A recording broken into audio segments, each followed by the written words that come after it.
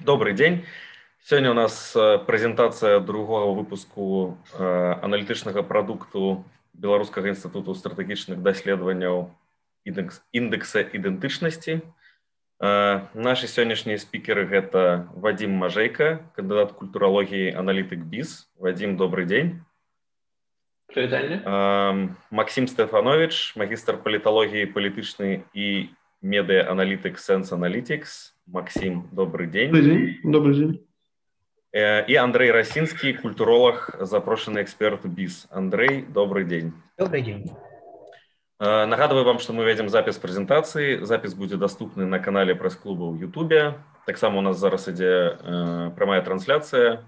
И коли вы глядите нашу презентацию в YouTube, коли ласка, подписывайтесь, ставьте лайки и натискайте на звоночек, как не пропускать наши новые видео. Нагадываю таксама про пераклад на англійскую мову. Калі вам зручна слухаць нас на гэтай мове, калі ласка, выберыце адпаведную сцежку на ладах Zoom. Нагадываю, что калі вы выберете рускую мову, вы будете все слухаць по-беларускую, по-расійску, а калі англійскую, то будете увесь час слухаць англійскі тэкст. In case it's easier for you to follow the presentation in English, please turn on English under interpretation in Zoom. Нагадываю таксама, што пасля выступаў спікера у нас будзе сесія пытанняў і адказаў. Свае пытанні, калі ласка, можете задаваць у чат, і я іх прачту, альбо падніміце руку і папрасіце слова, калі вы хочаце задаць свае пытанні голасам. Добра, гэта ўсё. Вадим Мажейка, калі ласка, табе слова. Дякую, Антон. Дякую всім нашим сьогоднішнім гостям, що зібралися тут. І, справді, сьогодні у нас презентація вже другого випуску індексу ідентичності. Це дагэтуль продукт, так би мовити, пілотний. Ми з задовольненням і з адчуванням тих викликів, які є, взялися за цю працю. І тому сьогодні будемо раді представити вже виніки, уже, так би мовити, другої хвалі. Так само абмеркаваць розныя наратывы прапаганды адносна ідэнтычнасці, з якімі мы сутыкнуліся падчас нашай даследніцкай працы. Ну і таксама, як ужо Антон об'явіў, сёння у нашай прэзентацыі таксама бярэ ўдзел Максим Стефанович.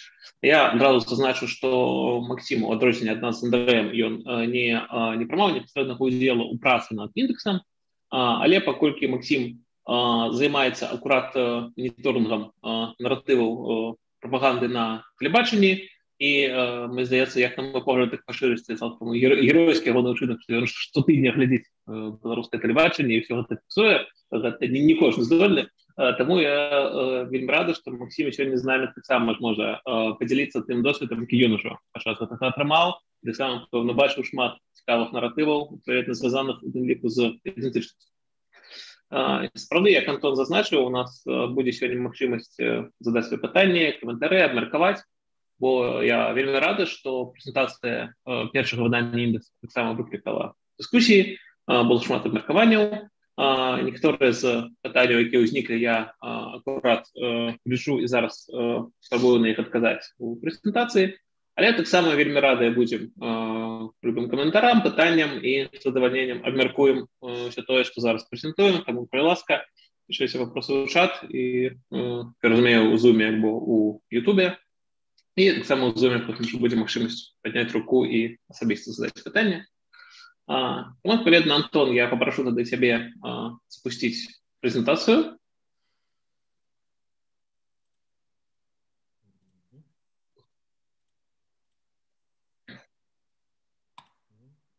Так.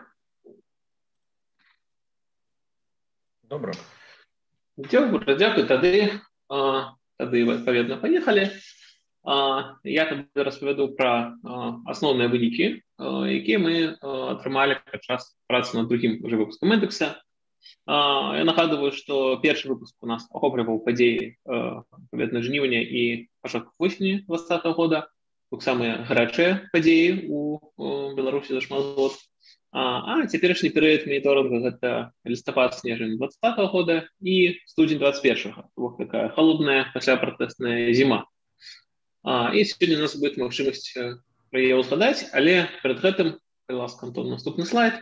Я б хацеў нагадаць, дзеля чаго і як мы робім індекс ідэнтычнасці, бо зразумела, што ідэнтычнасць – гэта вельмі складаная матэрыя, яе апрыёры вельмі цяжка загнаць у нейкія лічбы, і таму заўсёды ўзнікае шмат пытанняў, як мы гэта мераем і ўвогуле дзеля чаго. І мэта нашага індекса палягае ў тым, каб судзейнічаць аб'ектыўнаму разуменню змен у беларускай нацыянальнай ідэнтычнасці праз сістэматычны аналіз звязаных з ёю падзеяў і заяваў. І сапраўды тут кожнае слова не выпадкова. Нам здаецца, што вельмі важна акурат сачыць за падзеямі рэгулярна і аналізаваць іх сістэму. Бо часам лёгка пабачыць нешта адно добрае і быць радым, што гэта перамога, альбо нешта адно дрэннае, і як украінцы казалі, што ўсё здрада. Ано насамрэч ідэнтычнасць куды больш складана. Наш індекс ідэнтычнасці базуецца выключна на празрыстым аналізе інфармацыі з адкрытых крыніц. Што гэта значыць? Па-першае, сюды не трапляюць нейкія нашы асабістыя эмацыйныя пачуцці, ці нейкія плёткі, ці нейкія інсайды, злевы, ці нешта такое. Мы аналізуем то, што ёсць в адкрытых крыніцах, тое, што можна праверыць.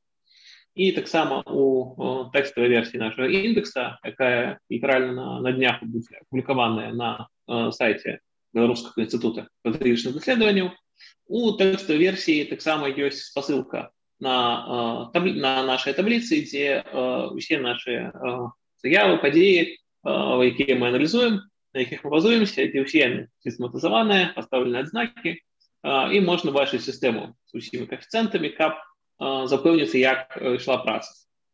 Мы спалучаем аналіз як якасны, гэтак і колькасны. То бок мы, дзякуючы метадалогіі, адбіраем пэўныя падзеі заявы, якія мы аналізуем. І зараз я далей распавяду, як мы падрабязней гэта робім. То бок мы дзелім іх на розных актораў, на тыя падзеі, якія сыходзяць ад дзяржавы, альбо ад грамадства, альбо ад бізнеса. Глядзім, ці тычацца яны ўвогуле ідэнтычнасці, бо не любыя падзеі ў свеце проста пра ідэнтычнасць. І пасля гэтага аналізуем іх як з дапамогай экспертных адзнакаў, якія мы з Андрэем выставляем, і разам з тым з дапамогай празрыстай сістэмы каэфіцыентаў, якая таксама, я не буду зараз на ёй засяроджвацца, але яна ёсць у метадалогіі, і можна пабачыць, чаму розныя падзеі могуць атрымліваць нейкія каэфіцыенты дадатковыя. У нас фактычна ёсць 5 каэфіцыентаў, якімі мы карыстаемся. Гэта тычыцца таго, гаворка ідзе пра падзею і пра заяву. Бо, напрыклад, проста заявіць, што трэба зрабіць некую выдаць кнігу. Гэта адна рэч, а падзея, сапраўды, яе выдаць, яна ўсё ж такі вартая большага, чым толькі заява, хай сабе і самая добрая. Таксама коэфіцыент вымеряецца памер з'явы, бо это можа быць, напрыклад, некая культурная акцыя, якая тычылася сотняў тысяч людзей, а можа быць на дзесятку людзей. Таксама мы мераем устойлівасць, бо гэта некая з'ява аднаразовая, альбо гэта нешта, што будзе мець доўгатэрміновае наступствы. Мераем таго, хто гэта зрабіў, хто гэта пачуў і гэтак далей. Наступны слайд. Гэта акурат тая мадэль ідэнтычнасці, яшчэ раз яе каротка нагадаю, яна больш падрабязна распісана ў метадалогіі, дзякуючы якой мы ўвогуле адзначаем, што тая ці іншая падзея ідэнтычнасці тычыцца і што яе можна ацаніць станоўча альбо адмоўна. Для нарматыўнай мадэлі мы заходзім з 5 фактараў дзеля таго, каб любая падзея ці заява, яна мусіць так ці іначай аднаго з іх тычыцца. І тут варта разумець, што, напрыклад, першы фактор пра успрыманне беларускай мовы як фактор адметнасці, гэта не значыць, што фактор беларускай мовы мусіць быць у кожнай падзеі. Безумоўна, не заўсёды, толькі адзін з фактараў. І таксама, можа, трэба гэта неяк дадаткова прагаварыць, бо пасля, напрыклад, першай прэзентацыі некаторыя людзі чамусьці палічылі, што мы лічым, што толькі тое, што па-беларуску тычыцца, а ўсе рускамоўныя, так бы мовіць, на мітніцу гісторыі, іх не існуе, і нейкія такія рэчы. Не. Мы гаворым пра тое, што калі нейкая падзея, заява, нейкі чалавек, калі з гэтага кантэкста бачым, што беларускай мовы ўспрымаецца фактар адметнасці, то гэта добра, гэта тычыцца ідэнтычнасці, гэта пазітыўна. А калі, напрыклад, нехта кажа, што беларуская мова – гэта нешта, што трэба знішчыць, беларуская мова штучная, ну і так далей, іншыя міфы, то гэта, адпаведна, не адносіць з'яву пазітыўна да ідэнтычнасці. Таксама мы гаворым пра нейкі акцэнт на культурную самабытнасць і патэнцыял беларускага народа, пра прыняццё бачабасцяга і перапагоне ў якасці, такі адзначу, нацыя саджальнік. Не значыць, што толькі заўтра дзяржаўна і ніяк іначай. Мы шырока разглядаем пазітыўнае стаўленне, падтрыманне гістарычнага наратыву пра стаўленне і развіццё беларускай нацыі. І таксама прыхільнасць да лакальнай ідэнтычнасці як элемента агульнанацыянальнага. Калі нешта з гэтага у падзеях ёсць, мы гэта прымаем у наш індэкс. І некалькі, можа, дадатковых, калі ласка, Антон, наступны слайд, некалькі дадатковых рэчаў пра гэту нарматыўную мадэль, ці магчымыя іншыя мадэлі. Безумоўна, яны магчымы. Гэта тое, пра што было шмат дыскусій пасля першай прэзентацыі. Безумоўна, бывае па-рознаму. І бываюць рускамоўныя беларусы. Бываюць беларусы савецкія, тое, што Светлана Алексеевич называе чырвоным чалавекам, альбо проста людзі, якія, як мы бачылі, па сацыялогіі, для якіх там беларуская мова, гісторыя, гэта ўсё не так важна, важней савецкі кантэкст. Магчыма, мадэлі ідэнтычнасці для людзей важнай часткай ідэнтычнасці з'яўляецца, напрыклад, гендерная роўнасць. Бо гендерная роўнасць, напрыклад, меншасцяў, альбо для некага, наадварот, рэлігійных кансерватываў. Для кагосьці важная частка ідэнтычнасці, адчування нацыі – гэта павага да вяршынства права. А нехта, наадварот, лічыць, што важная частка ягонай ідэнтычнасці – гэта анархізм і адмаўленне такога верхавенства права. Таму, калі ласка, наступны слайд. Чаму мы абмяжоўваемся тым, што ёсць у нашай нарматыўнай мадэлі? Мы хочам пазбягаць паказчыкаў, якія могуць прымаць супрацьлеглыя пазіцыі. То бок мы не можам казаць пра, напрыклад, пра гендерную роўнасць як маркер нацыянальнай ідэнтычнасці, не таму, што гэта добра ці дрэнна, а таму, што могуць быць супрацьлеглыя пытанні, і чалавек, можа лічыць, што займаць любую з гэтых пазіцый, альбо гэтыя ідэнтычнасныя з'явы могуць проста не мець аніякай сувязі з нацыянальнай. І таксама я яшчэ раз нагадаю, што элементы нарматыўнай мадэлі не абавязкова спалучаюцца ўсе адразу ў некай асобнай з'яве. Все-таки можа быць толькі нешта адно ці некалькі. І зараз я выбачаюся, што прыйшлося пачаць такое, можа быць, тэарэтычнае метадалагічнай часткі, але памятаю, што пакуль гэта выклікала пытанні, то здавалася важным патлумачыць, каб мы потым да гэтага меней, можа, вярталіся. І, зрэшты, прыходзім да літаральна нашага графіка. Наступны слайд, калі ласка. Гэта прапорцыі балаў, колькі ж, нарэшце, за даследуемы перыяд, які ж склаўся індэкс ідэнтычнасці і колькі яго зрабілі ўнёскі дзяржава, грамадства і бізнес. І, безумоўна, гледзячы вось на гэты графік, тут трэба зазначыць, што ў параўнанні з нашым першым выпускам индекса ідэнтычнасці, то тут можна зафіксаваць, што ва ўсіх актораў унёсак у ідэнтычнасць знізіўся у параўнанні з мінулым перыядам индекса. Дзяржаўны ўнёсак знізіўся на 2/3, грамадскі знізіўся ажно ў 8 разоў, бізнесовы ў 5 разоў. І пра што ўсё гэта сведчыць?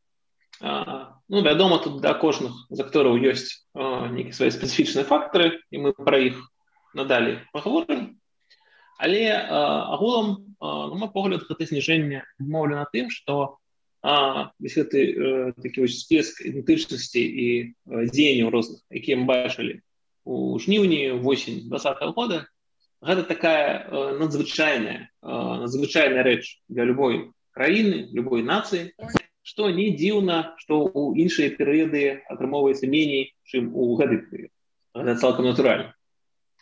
Але, тым не меней, давайте паглядзім на кожнага з актораў і прааналізуем, што ж канкрэтна здарылася і дзякуючы чаму мы бачым менавіта такія паказнікі. Калі ласка, Антон, наступны слайд. Унёсак дзяржаўны склаўся з 53 падзеяў, Прычым, як бачым, нават колькасць станоўчых падзеяў была ўсё ж таки болей за колькасць адмоўных, але вынікова бал ўсё ж таки так значна знізіўся. Фактычна найвышэйшым паказнікам, мы бачым, стаўся афіцыйны прыклад працоўнага кодекса на беларускую мову. Бо гэта, вяртацца да сістэмы каэфіцыентаў, гэта акурат тое, што мае моцны адкладзены эфект, бо гэта той, калі мы зараз маем гэты афіцыйны прыклад, гэта тое, пра што вялося, ведаю шмат працы актывістаў раней, і цяпер гэты кодекс ужо ёсць, і ён будзе даступны надалей. І, канешне, гэта вельмі важна, гэта падзея, якая будзе моцна ўплываць на сітуацыю далей. І, канешне, найніжэйшыя балы атрымлівалі прапагандысцкія розныя артыкулы. Вось, напрыклад, гэты артыкул з вельмі красамоўнай назвай пра паўзучая гераізацыя нацызма, БЧБ актывісты больны каричневай чумой. Паколькі у нас тут сёння не прэзентацыя моніторинга медиа IQ, я ўжо не буду ўдавацца на падрабязнасці, колькі тут маніпуляцый у гэтым загалоўку, але паглядзім на падрабязней на тое, якія наратывы адносна ідэнтычнасці дзяржава прасоўвала. Калі ласка, наступны слайд. І гэты слайд ілюструе, як ува ўяўленні дзяржавы выглядае добрая такая локальная рэгіянальная ідэнтычнасць. Дзяржаўныя медыя вельмі любяць пісаць нейкія пазітыўныя рэчы пра нейкі турыстычны патэнцыял асобных рэгіёнаў. Фактычна такім чынам робяць з аднаго боку карысную рэч, бо гэта падмацаванне і гістарычных каранёў, і рэгіянальная кантэкста. Гэта вельмі важна. Але з іншага боку, у такіх размовах у дзяржаўных медыя губляецца нейкі агульнанацыянальны кантэкст. То бок такія асобныя прыклады гісторыі ці турыстычныя нейкія аб'екты, яны не ўпісваюцца ў кантэкст агульны, і фактычна замест умацавання лакальнай ідэнтычнасці мы бачым такую пэўную рэгіянальнасць, фактычна падтрыманне вось нейкай такой, як у мінулым выпуску мы называлі тутэйшасць.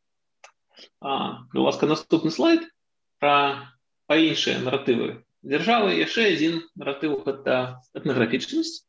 Калі звязаная з ідэнтычнасцю, дзяржава любіць глядзець з пэўнай дыстанцыі. Гэта можа быць дыстанцыя, напрыклад, геаграфічная, калі досыць неблагая адносна ідэнтычнасці падзея была пад назвай Дні Беларусі ў Эстоніі. Гэта было добра, але гэта было не ў самой Беларусі. Альбо дзяржава на ідэнтычнасць глядзець здалёк гістарычна, калі ўзгадвае, напрыклад, пра нейкіх вядомых дзеячоў культуры, пра іх юбілеі, якія памерлі дзесяткі гадоў таму, і тады дзяржава не супраць пра ідэнтычнасць паразмаўляць, зноў-такі трымаючыся на вось гэтай часавай дыстанцыі. І, дарэчы, нават вось у такіх сюжэтах, дзе быццам бы гаворка ідзе пра біяграфію дзеячоў важных для беларускай ідэнтычнасці, цікава, што нават у такіх матэрыялах прасоўваецца наратыў, які я назваў грамадзянскай пасіўнасцю. Напрыклад, мяне звярнула маю ўвагу, як ва ўспамінах пра Змітрака Бядулю у дзяржаўнай прэсе адзначалася, што Змітрок Бядуля вельмі любіў родны край, і надалей ілюструецца, як жа ён яго любіў. А ён шмат разоў прыязджаў у вёску Пасадзец, дзе нарадзіўся і вырас. Фактычна нейкая любоў да айчыны грамадскага дзеяча, паэта, перакладчыка, яна зводзіцца да таго, што ён толькі ў вёску прыязджаў.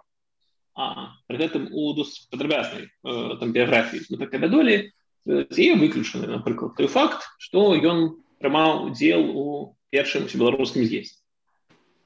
І тое ж тычыцца і іншых культурных дзеячоў, калі дзяржаўны наратыў фактычна выключае з іх магчымасць нейкай прымаць удзел у грамадскім жыцці, фактычна педалюе ідэю, што мастацтва мусіць быць па-за палітыкай. І, канешне, самы такі адмоўны наратыў, які зняў шмат балаў у дзяржавы, гэта прапаганда пра, так бы мовіць, фашысцкі белы сцяг. І, што звярнула маю ўвагу, мы яшчэ ў першым выпуску індекса гэта бачылі, але цяперака гэтая прапаганда фактычна паўтарае фашысцкі наратыў. Зараз я растлумачу, што маю на ўвазе. Калі ласка, наступны слайд. гэтыя ілюстрацыі архіўных газет, якія выдаваліся ў часы акупацыі. Фактычна такіх артыкулаў было вельмі шмат, і з іх бачна, што дзяржаўныя медыа кіраваліся прынцыпам, што трэба як мага болей прадэманстраваць сувязь калабарантаў, фашыстаў з бела-чырвона-белай сімволікай і з цяперашнімі апанентамі ўлады. І прычым гэтая сувязь яна вышуквалася дзе толькі магчыма. Вось, напрыклад, мы зараз і бачым гэты слайд. Напрыклад, з усяго, што тут праілюстравана, на што звяртае ўвагу дзяржаўная газета. Вось паглядзіце на загаловак беларуская газета. Бачыце, там над літаркай Б стаіць вежа, а зверху гэтай вежы сцяг, і сцяг бел-чырвона-белы, і вось таму бел-чырвона-белы сцяг гэта сувязь з фашызмам. Бок фактычна проста адшукваецца нават нейкі маленькі сцяжочак у левым куце газеты, каб толькі знайсці хоць некую сувязь. І гэты наратыў, гэта проста такая красамоўная ілюстрацыя, але гэты наратыў фактычна бачыцца паўсюль. Напрыклад, у артыкуле пра саюз беларускай моладзі дата абвяшчэння БНР прыпадабняецца дню нараджэння Гітлера. Воклік жыве Беларусь нямецкаму хай Гітлер. І фактычна, што мы бачым?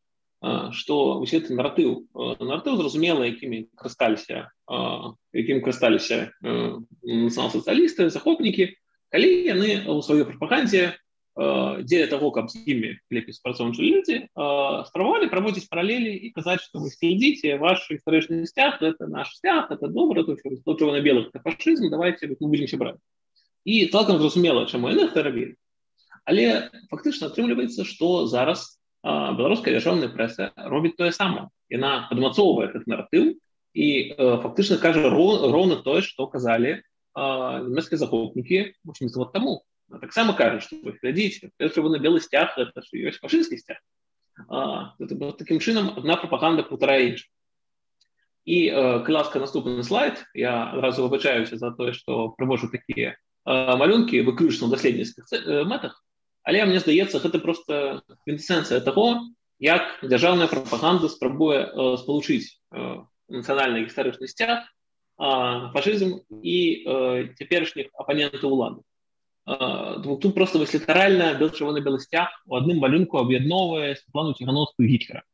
Гэта, на мой погляд, проста вось такі тыповая ілюстрацыя, як можа выглядаць палітычная прапаганда. Ну і зразумела, мы зараз тут не будзем нават засяроджвацца на тым, што гэта выглядае як это выглядае з палітычнага пункту гледжання, наколькі гэта там прыстойна ці непрыстойна. Але з пункту гледжання ідэнтычнасці мы бачым, што фактычна нацыянальны сцяг проста робіцца ахвярай гэтага наратыва, і ўлада гатовая лёгка казаць тое самае, што казалі і нямецкія захопнікі, каб толькі дыскрэдытаваць сваіх апанентаў. Пры тым, што, вядома, гэта застаецца тыповай маніпуляцыяй. Калі ласка, наступны слайд, наглядзеліся мы на гэтую творчасць дзяржаўных медыа, пройдзем да фармацыі. Зноў-такі падзеяў тыснай ідэнтычнасці, як не дзіва, было не так шмат, і значна меней, чым было зафіксавана ў першым індэксе. Самы высокі бал набрала навіна пра тое, як пан Алексеевич збірае матэрыялы ў гісторыі беларусаў для кнігі пра актуальныя падзеі. Бачна, што для замацавання таго, што зараз адбывалася ў Беларусі, для таго, каб гэта мела працягнуты эфект, конечно, такія рэчы, як кніга нобелеўскай лаўрэаткі, гэта вельмі важна.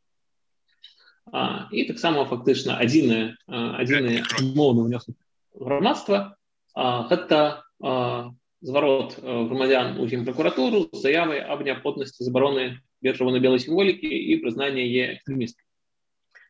Калі праходзіць ўсё ж такі да наступны слайд, да пасіўных рэчаў, гэта ілюстрацыя пра Святлану Алексеевич, яна не выпадкова ў такой нізкай якасці, бо гэта ілюстрацыя матэрыялу Тутбая, і працуючы над індэксам мы зноў стыкнуліся з тым, што Тутбай, які ўваходзіць у нашу метадалогію, выбарку, паколькі ён заблокаваны, вымушаныя былі карыстацца веб-архівамі, дзе ілюстрацыі вось такой нізкай якасці, таму вырашыў, хай гэты малюнак тут застанецца, напамін пра тое, што мы салідарныя з Тутбаем, і спадзяёмся, што як мага хутчэй усе апынуцца на волі і Тут-2 будзе разблакаваны. Але перайдзем далей да наратываў. Наступны слайд. Фактычна асноўным, чым адносна ідэнтычнасці ў гэты перыяд займалася грамадства, гэта рэфлексія над падзеямі мінулых месяцаў. Працягваліся развагі пра тое, што зрабіў беларускі народ, наколькі гэта важна, як гэта пазітыўна. Было шмат кампліментаў беларускаму народу ад розных знакамітасцяў, селебрыці. Казалася пра тое, што ўжо сфарміравалася нацыя, дзякуючы той салідарнасці, якую беларусы дэманстравалі, як беларусы змяніліся. І гэтак далей. Таксама гэта ўсё было не толькі ў выглядзе заяваў, а таксама праз розныя мастацкія падзеі, як, напрыклад, прэзентацыя новага альбома вольнага хора, альбо выстава мастачкі Валентины Шоба пад назвай «Жыве Беларусь» у чырвона-белых колерах у цэнтры гарадскога жыцця ў Гродна. Так разумею, калі ён яшчэ быў адпаведна адкрыты ў той перыяд. І адзіная грамадская падзея, калі ласка, наступны слайд, якая вось сталася гэтай з знакам мінус, гэта зварот у генпракуратуру. Гэта, канешне, гэта падзея было пытанне, наколькі мы лічым грамадскай, бо яна вельмі добра укладаецца ў наратыў, такі вось наратыў, можна сказаць, працягнуты з 1937 года, наратыў лістоў чытачоў так званых. Калі дзяржаўныя медыа публікуюць нейкія тое, што называюць лістамі чытачоў, ад нейкіх незразумелых людзей, якіх нават немагчыма ўпэўніцца, ці існуюць гэтыя людзі, ці не. Прытым гэтыя лісты чытачоў, вядома, накіраваныя толькі на крытыку чырвона-белага сцяга. Вельмі дзіўным мне здаўся фармат, калі, напрыклад, СБ друкуе лісты чытачоў, якія цытуюць СБ. Фактычна СБ проста цытуе сама сабе і ўсё. І ў гэтым сэнсе вось гэтая заява ў генпракуратуру магла б досыць на іх падобная, але мы ўсё ж такі вынеслі ў грамадскую частку, бо розніца ў тым, што у адрозненні ад гэтых лістоў чытачоў, тут ініцыятыўную групу прадстаўляе ўсё ж такі канкрэтны жывы чалавек, кіраўнік арганізацыі «Казачы спас» Петр Шапко, і акрамя, напрыклад, барацьбы з чырвона-белым сцягам, ён таксама падтрымлівае рускі свет, змагаецца супраць гомасексуальнасці, супраць закона аб хатнім гвалце. Такі тыповы кансерватыўны актывіст рускага свету. Але мне здаецца важна, што вось такога штату грамадскія дзеячы добра кааперуюцца з дзяржавай у прасоўванні ейных наратываў. Ну і, канешне, гэта такі падзагаловак СБ пра тое проста ілюструе, што такое маніпуляцыя. Просто чорнае супраць белага, нашаткі герояў супраць крывавага сімваля. І, калі ласка, наступны слайд. Пераходзім крыху да завяршэння. Вельмі красамоўна, што ў абшары бізнеса за увесь даследаваны перыяд мы зафіксавалі толькі адну падзею, якая выразна тычылася ідэнтычнасці, дзе ў Оршы малявалі мурал Владзіміра Караткевіча па ініцыятыве мецэната. Прытым мецэнат таксама заўважны і вядомы. Гэта Андрэй Балабін, старшыня рады акцыянераў зал Патіо, сетка храму «Пятый элемент». Ён займае месца ў топе паховых і бізнесоўцаў Беларусі і складае ежедневнік. І Балабін сам паходзіць з Оршы і, адпаведна, яшчэ колькі год таму, напрыклад, там набыў хату, дзе жыў, пісаў Караткевіч, каб стварыць музей. Таму гэта ініцыятыва з муралам, давайте наступны слайд паглядзім, як ён выглядае. Гэта ініцыятыва, яна цалкам фактычна працягвае, бачна, што гэты мецэнат займаецца бізнесовец ужо даўно і сур'ёзна, і надалей будзе рабіць. Але гэта дакладна не новая ініцыятыва бізнеса, якая паўстала менавіта ў гэты перыяд. Бо, на жаль, мы бачым, што гэты бізнесовы паказчык фактычна выпадае з індекса, таму што ў цяперашніх палітычных умовах бізнес, я б сказаў, досыць насцярожана ставіцца да ініцыятываў, якія звязаныя з ідэнтычнасцю. Фактычна бізнес избегая такой актыўнасці, бо у цяперашніх умовах гэта можа быць проста яго прынамсі небяспечна ці так адчувацца. Вось такую маем карціну, дзе ёсць дзяржава з хай сабе пазітыўным унёскам, але разам з тым з вялікай долей прапагандысцкіх наратываў. Мы бачым, ёсць унёсак грамадскі, які хай сабе і пазітыўны, але разам з тым моцна ўпаў у параўнанні з мінулым перыядам. І мы бачым бізнес, які ўвогуле зараз крыху так асцярожна да тэмы ставіцца і спрабуе асабліва не быць да яе датычны. Вось такую карціну мы ў індексе атрымалі. Калі ласка, наступны слайд. Нашай каманды я яшчэ раз дзякую і падарні Анастасіі Юр'евай і Якубу Данько, якія дапамагалі збіраць дадзеныя для індекса. І, вядома, дзякую Андрэю Расінскаму, які дапамагаў устаўляць адзнакі. І таму на гэтым я хацеў бы скончыць сваю частку і перадаць слова Андрэю, каб ён таксама падзяліўся сваімі развагамі пра тое, што заўважыў падчас працы над індексам, што заўважыў важнага і новага адносна ідэнтычнасці, якія ўжо новыя важныя наратывы, пра ўсё пра гэта. Коляска, я хотел бы звярнуць увагу на то, что, па-першае, калі браць дзяржаву, то значнай ступені захоўваецца вот гэты нацыянальная ідэнтычнасць захоўваецца ў сферах лакальных. Это нейкія этнаграфічныя падзеі альбо падзеі рэгіянальнага характару, якія вельмі мала звязаны з агульнабеларускімі справамі. Это один момент, один из станоўчы момент, про які можна сказаць. Другое, что меня ўразіла, гэта просто неверагодна кідаецца в вочы, гэта аграмадная колькасць, вялікая колькасць прапагандысцкага матэрыялу, прысвечанага пляжанню чырвона-белага сцяга і герба пагоня. И связывается это все, как правильно уже сказал Вадим, с нацистской пропагандой. И не просто связывается. Тут есть еще некоторые подобенства. Поздние советские часы был таким пропагандовый автор Владимир Бегун, які спачатку пляжаў беларускіх нацыяналістаў, потым ён переключился на антисионизм, ну, фактично на такі советский вариант антисемитизму. И в значной ступени гэтыя элементы пропаганды Бегуна, яны паўтараюцца, вот гэта эволюция, она паўтараецца у дзяржаўнай прапагандзе супраць беларускай гісторыі, супраць чырвонага белага сцяга. Мы бачым вельмі ахвотнае замазванне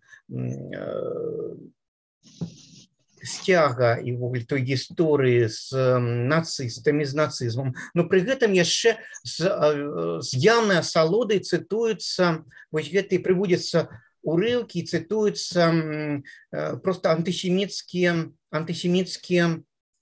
некие выказывания з тых газет. Напрыклад, у адным з матэрыялаў з вялікай асалодай аўтар працытаваў антысеміцкія ўрыўкі з тагачаснай прэсы, каб доказать, что Наталья Арсеньева менавіта такая, что она антисемитка, и что она отказная за забойство и за Холокост, прымала удзел в Холокосте габрэяў. И вот гэты ўзровень істэрыкі, я б так сказаў, ўзровень эмацыйнага накалу, ўзровень эмацыйнага пляжання, он вельмі вялікі. І што яшчэ паказальна, гэта тое, што з'явіліся вот гэтыя лісты чытачоў, якія знизу спрабуюць даказаць, што як голас народа, які спрабуе даказаць, што чырвона-белы сцяг і все з ім звязанае гэта суцэльнае зло. Але што паказальна, яны нашкраблі толькі такія невялікія матэрыялы на гэтую тэму, і, скажем так, імпэт вось гэтых лістоў, ён, скажем так, ён адчуваецца, што гэта як бы быццам па абавязку напісана. То То есть, когда мы берем іншыя прапагандовыя матэрыялы, напісаныя топовымі галоўнымі аўтарамі савецкай Беларусі, яны такія дастаткова ведуць себя упэўнена, скажем так, больш упэўнена, чым лісты чытачоў. Лісты чытачоў не выглядаюць упэўненымі. Яны выглядаюць такімі вот прымушана істэрычнымі, я б так сказаў. Яшчэ один момант, на які варта звярнуць увагу, гэта тое, што сапраўды все гэтыя індэксы, колькасць увогуле матэрыялаў, прысвечаных тоеснасці, ён знізіўся в разы. Найбольшая колькасць матэрыялаў па тоеснасці прыпадае на дзяржаўныя газеты, это дзяржаўныя матэрыялы. Большая колькасць. Ну і вялікая колькасць з іх гэта пляжанне беларускіх сімваляў. Грамадства вялікая колькасць матэрыялаў, але не параўнальна з тым, што было раней. Бізнес, конечно, практычна знік. Калі казаць пра грамадскія справы, то вельмі паказальна, што ідзе адыход уже нават не столькі на фіксацыю таго, што вот такія ці іншыя элементы тоеснасці ў Беларусі, беларускага грамадства, беларускай гісторыі, але рэфлексія над тым шляхам, які быў вот са жніўня. Што адбылося, што не адбылося, дзе былі памылкі, што можна зрабіць далей і так далей. То есть вот такая рэфлексіўная сітуацыя. І в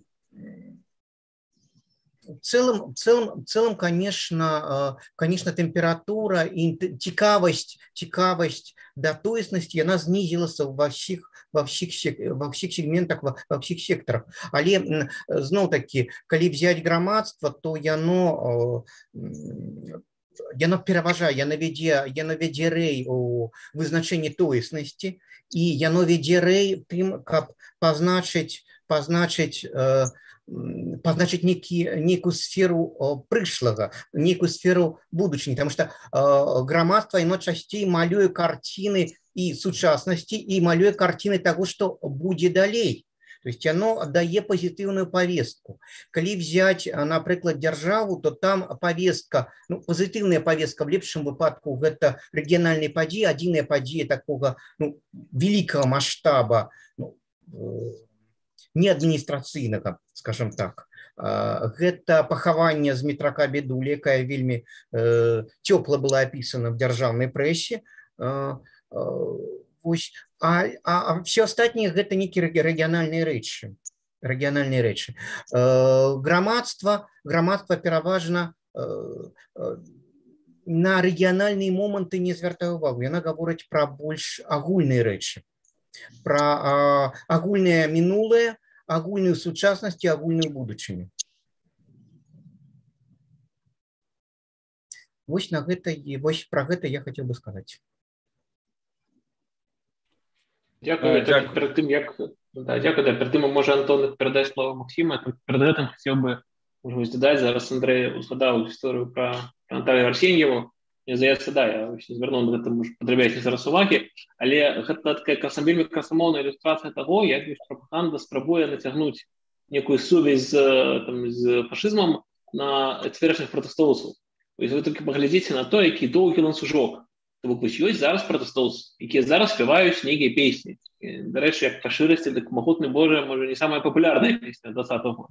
Але ведаєте, а ось у гэтій пісні, яку ви співаєте, а є авторка тексту, яка жила там у минулому столітті, а ось є муж, а гэты муж, з таким ланцюжком можна вельми далеко зайти, а ось муж, а ось сябра, а ось сябра, його сябра племінник, і так далі. Фактично, пропаганда за недохопом нейких реальних, за злочинству, та недохопу некой реальной сувязі з фашизмом, яку б вельми хотілося знайти. Пропаганда спробує нейкі вже вельми далекі речі притягнути, каб хоч нешта просягнути. І, до речі, пропаганда, зразумела, зусім маўчыць пра тое, што у Натальи Арсеньевой ёсць верш «Акцыя», дзе описывается, вельмі пранізлівы верш, дзе описывается Холокост в Беларуси. Один з самых моцных вершаў увогуле пра Холокост. Ну так, безумовно. Безумовно, про нейкі уже повний огляд тих асобаў, їх там творчого шляху, їх контексту, перегляду дуже речі, це немає. Зрозуміло, да, що чисті маніпуляції. Тому так, дякую, Андрій. Ну, добре, то слово Максиму Стефановичу. Максим, коли ласка. Добрый день. В общем-то, тематика моей работы в последнее время как раз касается изучения государственных каналов. Здесь я затрону аспект, каким образом белорусская идентичность и в целом, скажем так, некая гражданская идентичность формируется сквозь призму новостных передач государственных каналов. На первый взгляд, в принципе, здесь нет ничего странного или удивительного, учитывая те реалии, в которых мы находимся. Очевидно, что показываем модель, продвигаемой каналами идентичности, сводится в первую очередь к лояльности государства, официальной символике, постоянному противопоставлению правильных и неправильных белорусов, акценте на советском наследии и военно-историческом нарративе. То есть, в принципе, если кратко, мы видим продвижение модели государственного патриотизма, который находится в остром конфликте с любой альтернативой той модели государственности, которая в настоящий момент реализуется. Но, соответственно, из этого вытекает склонность к созданию моральной паники вокруг всего, что не укладывается в эту модель. Вот здесь как раз те самые эмоциональные реакции, эмоциональные нападки на оппонентов, на национальную символику и использование для этого самого сильного, скажем так, эмоционального аргумента, именно нацизма. Причем отсылки к нацизму, они не носят какого-либо содержательного или концептуального характера, то есть изучения непосредственно программных установок национал-социалистической партии, попытки проведения анализа в этой связи там, сегодняшней реальности. Нет, просто о нацизме говорят регулярно, как о неком свойстве оппонентов. Вот, например, в главном эфире говорилось: оголтелые западные политики и отдельные активисты уже внутри страны наперебой пытаются реабилитировать бредовые идеи нацизма, учат нас демократии и свободе слова, при этом сами же плюют на свои же демократические ценности. То есть здесь в одном ряду оказываются и некие бредовые идеи нацизма, не называемые демократией и свобода слова. Такого рода манипуляции достаточно частое явление для государственного. Но вместе с тем на одной лишь моральной панике и стигматизации оппонентов невозможно сформировать свою идентичность. Поэтому с начала политического кризиса возник очевидный дефицит того, из чего можно создать, скажем так, свою некую нормативную модель.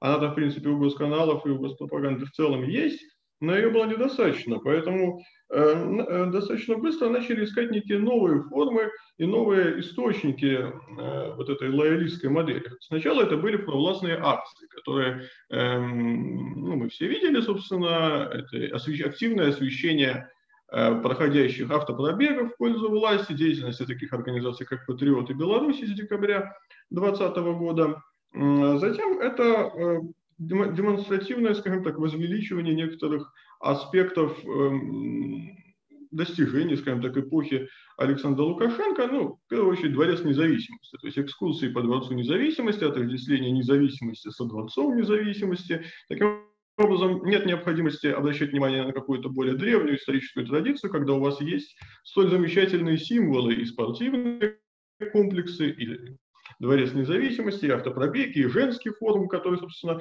также был довольно показательным с точки зрения закладывания некой модели правильных белорусок, патриоток, ориентирующихся на государство и на патерналистскую модель. Также периодически добавляются, скажем так, новые формы ритуалистики, вот из недавнего фестиваля в Итоке, логотип единства «Мы», и в целом риторика народного единства, которая стала доминирующей в 2021 году. Отсылка к народному единству позволяет также снимать вопрос политического конфликта с повестки дня. Собственно, какой конфликт, если народ един, если народ уже сплотился, имеет некие общие ценности, и его лишь пытаются извне, скажем так, подорвать это единство. Надо сказать при этом, что для того, чтобы подчеркнуть это единство, используется определенный набор ритуалистики. То есть идентичность формируется вокруг гражданских ритуалов государственного патриотизма. Вот торжественное вручение паспорта, какие-либо экскурсии, например, для молодежи, идеологические лекции, встречи с чиновниками того же молодежного парламента, актива, например, с Натальей Качановой, вахты памяти, прочая ритуалистика Великой Отечественной войны, посещение предприятий, особенно приобщение молодежи, к примеру, к деятельности силовиков. Здесь надо сказать, что сюда же добавляются информационные кампании, которые связаны с праздниками, памятными датами. То есть государственные каналы живут от праздника до праздника. В первой половине года это, соответственно, от 23 февраля к Дню милиции, к 8 марта, 26 апреля памятный дат, 5 мая, 9 мая. Вокруг каждой из этих дат формируется своя, скажем так, кампания, продвигающая определенные смыслы. Эти поводы используются для поддержания образа сильного государства. Ведь даже каждый праздник, даже, например, то же самое 7 ноября, это повод для введения каких-либо объектов, так называемых подарков от государства к населению. Ну и также это закладывание определенной нормативной модели, нормативных образцов поведения, отсылок, если это, например, военная дата, то отсылок к военной героике. Если это 8 марта, то это повод, опять же, напомнить, какими должны быть женщины в современной Беларуси, на что они должны ориентироваться.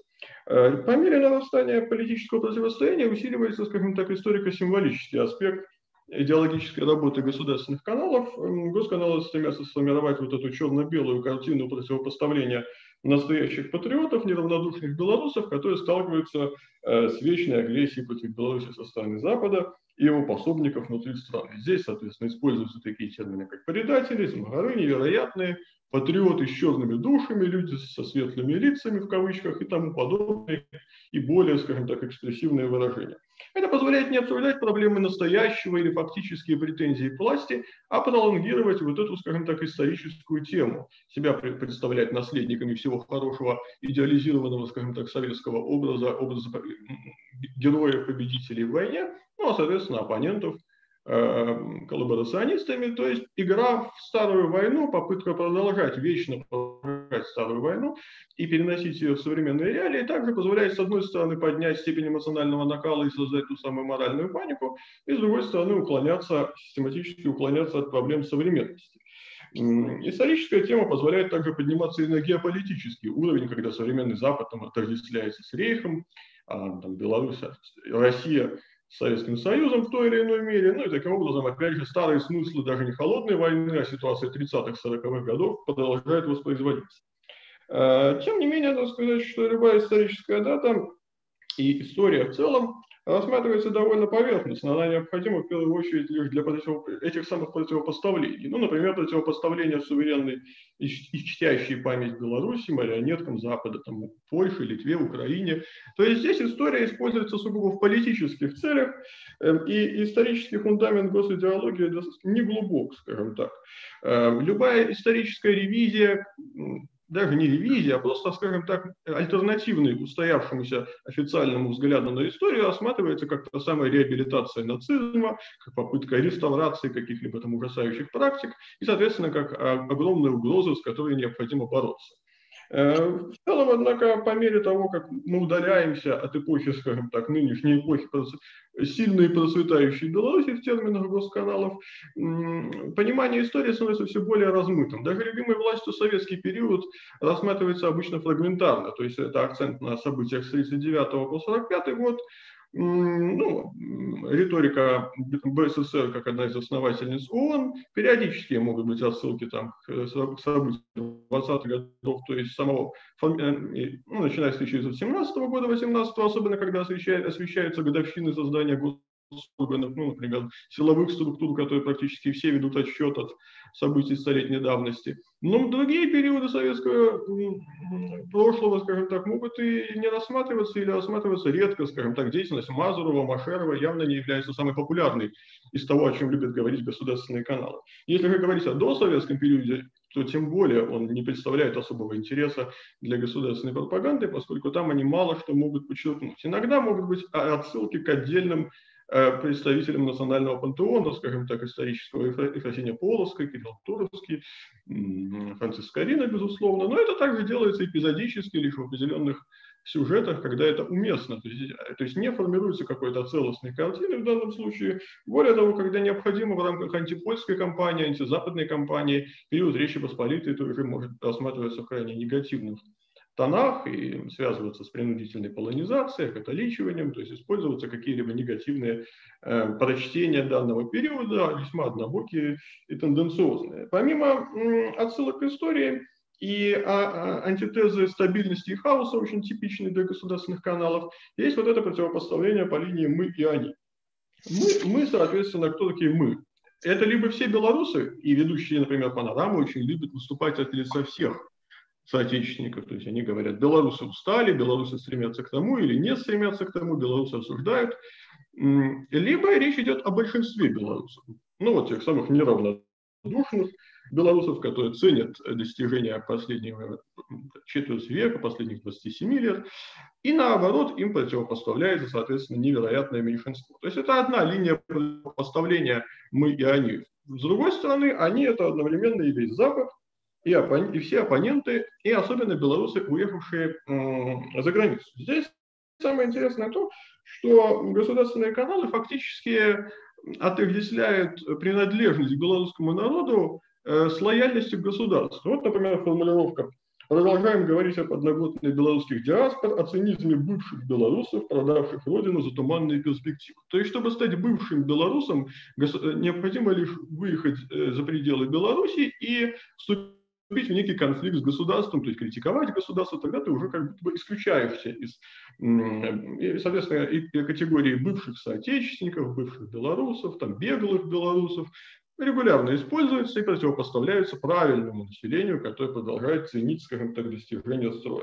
Государство таким образом становится единственным носителем правильной идентичности, а поскольку госканалы очень любят говорить о геополитике, и Беларусь будет рассматривать как арену столкновения геополитических интересов как в историческом, так и в современном контексте, оказывается, что все, кто выступает против этого государства, соответственно, работают на неких геополитических противников. Помимо этого конфликтного измерения есть, скажем, некая ориентация на созидание, на созидательную деятельность и труд. И труд в этой связи это не какое-то материальное обогащение или стремление к потреблению, это в первую очередь ценность сама по себе, которая обеспечивает единство и избавляет, скажем так, от разного рода баловства, вроде политиков, протестов, то есть стремление показать своих оппонентов как незанятых, которые занимаются какой-то ерундой, и это, в принципе, позволяет, наоборот, представить себя исключительно созидающим, серьезным началом. Ну, известно, что, например, Софья Лихутина и Анатолий Паньковский говорили о трудовой теории нации своеобразной, которая реализуется в рамках государственной идеологии в Беларуси. Действительно, получается своего рода организованное государством пространство стабильности, порядка, труда, созидания, правильной исторической памяти, которая подкрепляется регулярными сюжетами и примерами лояльных власти людей труда, передовиков производства, например, там цикл «Белорусские суперженщины», который позволяет, соответственно, также говорить об этом, ну и занятость населения, представление страны как некого единого производственного хозяйственного комплекса, который должен четко работать, слаженно работать, и в котором главное не допустить остановки этого производства, не лишиться занятости, и, соответственно, в первую очередь беречь именно эти ценности, является также крайне важными для формирования такого дисциплинарного образа патриота, чей патриотизм в первую очередь не в каких-либо там отсылках к культурным ценностям или знанию истории до советского, например, периода, а в первую очередь в строгом исполнении своих обязанностей, следованию установленным форматам активности и благодарности государству как источнику благ. Риторика консолидации единства позволяет, в первую очередь, таким образом оперирует конкретными достижениями, конкретными преференциями, которые позволяют, скажем так, государству получать разным слоям населения. И вот, например, говорилось о единстве нации таким образом. Единство нации путь к сохранению суверенитета и не переписыванию истории, а еще к стабильным социальным гарантиям, таким как доступная медицина, образование, пособие, пенсии. Все это на постсоветском пространстве, не везде очевидные вещи. То есть оказывается, что именно такая линия консолидации общества, она происходит на довольно меркантильных основаниях. То есть если мы будем едины, то у нас будет сохраняться некий минимум, базовый минимум, который все должны ценить и который необходимо поддерживать любой ценой. А соответственно все остальные вопросы исторические, языковые или культурные основания идентичности, они уже вторичны за вычетом вот этой советской военно-исторической героики, к которой госканалы, безусловно, обращаются регулярно. Вместе с тем, любая модель идентичности действительно нуждается в своей героике. И если в историческом плане, то, как я уже отметил, это в первую очередь отсылки к войне, то в современном смысле синонимом героя становится образ, в первую очередь, силовика. До выборов это были и труженики села и так далее, они остаются и сейчас, но сейчас все больше акцент делается именно на силовых структурах, то есть героика ОМОНовцев, пограничников, силовых структур, которые отстояли страну, она регулярно, или там в соответствии с теми или иными датами, которые появляются, она регулярно проговаривается. Вот, например, из недавнего суворовца, образец воинского и гражданского долга, пример высокой культуры, а далее ведущая тут же задается вопросом, а есть ли такие качества у оппонентов власти, у авторов отдельных телеграм-каналов. Но героическая повестка все-таки уступает повестке жертвы. То есть представление стороны как жертвы тяжелых последствий войн, погибших каждый третий белорус, Чернобыльской катастрофы и многих других исторических и прочих несчастий, особенно несчастья 90-х годов, приводит к специфическому толкованию независимости, суверенитета. То есть независимость Беларуси не связывается с событиями 90-91 годов, практически не упоминается декларация независимости или деятельность Верховного Совета. Нет, наоборот, это все оценивается в первую очередь в негативном ключе, как развал, как период кризиса, упадка. Подлинная независимость начинается с созидательной деятельности, скажем так, с начала нынешней политической модели, либо с 94-го, либо с 96-го года. И отсюда Беларусь получается едва ли не преемником СССР, по крайней мере, советской модели, скажем так, советского уклада. И, соответственно, о независимости от СССР фактически не говорится. Более того, и интеграция в рамках такого толкования не является угрозой для суверенитета, там, углубление интеграции, создание все новых и новых интеграционных форм на постсоветском пространстве, напротив, рассматривается как способ укрепления суверенитета, ну и, соответственно, получение каких-либо, опять же, благ и для развития созидательной деятельности государства. Надо сказать, что такого рода риторика более всего характерна для СТВ и Беларусь-1, но НТ менее ностальгически относится к советскому прошлому, но в то же время аналогично продвигает то же самое видение в отношении интеграции. Современный аспект образа жертвы фокусируется на стране, ставшей жертвой беспрецедентного внешнего давления информационной и политической пандемии некой, мировой закулисы, агрессии Запада. То есть здесь, опять же, страна некая жертва, и спасение для общества предлагается в виде консолидации вокруг государства. Это позволяет не только снимать обвинения в насилии и репрессивном характере государства, ну какие уж тут обвинения, раз такая тяжелая геополитическая ситуация сложилась, но и формировать мышление обитателей осажденной крепости.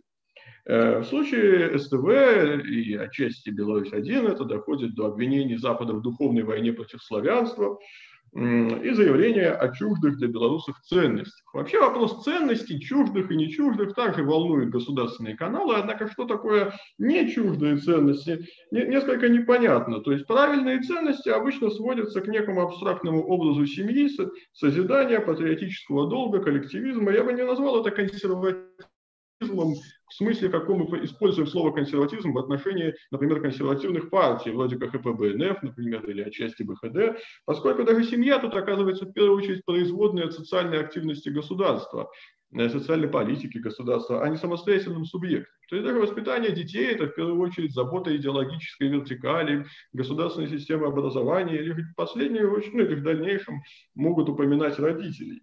То есть речь идет о попытке удержания общественной структуры и ценностей, ну, скажем, 70-х, 80-х годов в неком таком идеализированном Максим, виде. прошу прощения, у нас мало времени остается. Возможно, вы можете как-то слегка финализировать свой доклад.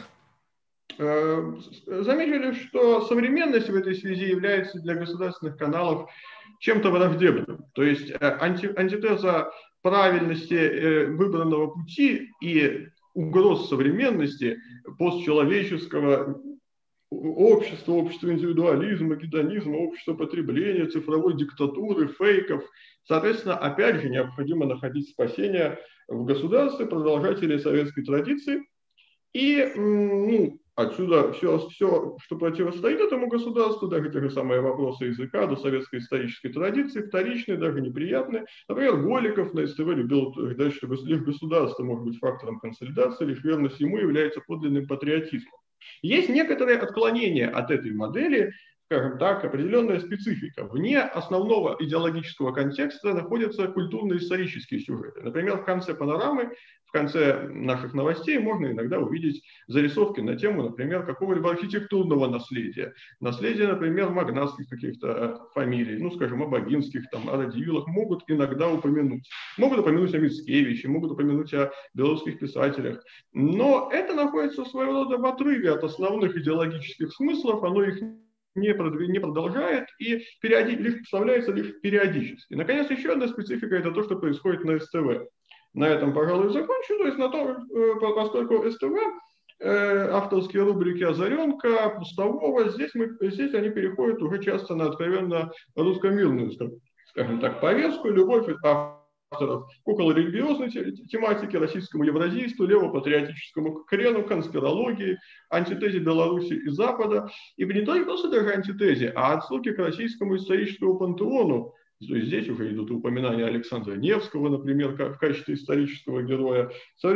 И происходит явная архаизация политического дискурса. Бюрократические институты отождествляются с народным вечером для Всебелорусского собрания. Провластная партия, возможно, сравнивается с опричниной. Фигура Лукашенко оказывается едва ли не фигурой некого вождя или предводителя дружины. То есть происходит явный провал пространства былинного мифотворчества, конструирования идентичности на основе некой такой околорусской народности, и противопоставление им элитарности, противопоставление этой народности неким БЧБ-интеллигентам, то есть всего чуждого и не вписывающегося в эту картину единства нации и ее вождя.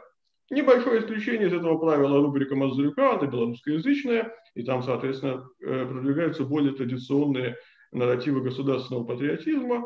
В целом, однако, мы видим вот такого рода картину, то есть формирование лоялистской идентичности, иногда переходящие в агрессивное навязывание вплоть до евразийской, скажем так, или пророссийской идентичности в случае с СТВ. В принципе, у меня все, да. Ну, да, спасибо. Спасибо, Максим. Давайте перейдем тогда к сессии вопросов и ответов. Пожалуйста, если у участников дискуссии... Я хотел бы еще дополнить. Да, пожалуйста, Андрей. Абсолютно слушно Максим заўважыў, что